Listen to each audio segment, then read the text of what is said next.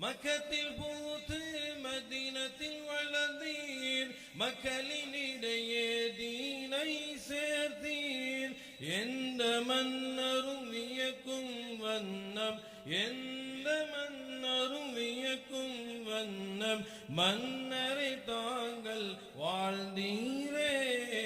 உங்கள் கரத்தை பிடித்து கொண்டு சுவனம் நாங்களும் நுழைய